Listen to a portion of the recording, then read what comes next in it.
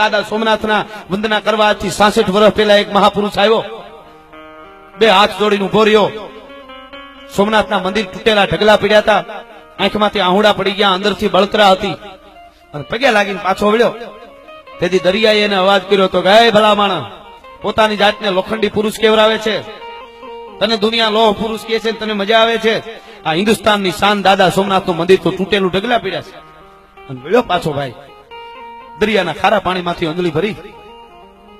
અને એ માણસે કદી પ્રતિજ્ઞા કરી કે હે વિધર્મીઓ, હે વિદેશથી આવેલાઓ, તમે અમારા હિન્દુ ધર્મને તોડવાની ગમે એટલી કોશિશ કરો, પણ એક દિવસ આ દાદા સોમનાથના મંદિરને પૂર્ણ રીતે ઉભું કરી અને માથે તો ધજા નો ફરકાવતો હું સરદાર વલ્લભ પટેલ નહીં. આ મારી પ્રતિજ્ઞા છે. ભલા માણસ સાહેબ, એને કરી બતાવ્યું એટલે એને અમે કાયમ યાદ કરીએ છીએ. અમે એના ગીત ગાઈ, બાકી ગાંઠિયા વણતા વણતા સુરમાં મોઢા કરી જાય, એના રાહાડા ન ગાવાના હોય, એની વાતો નથી આ.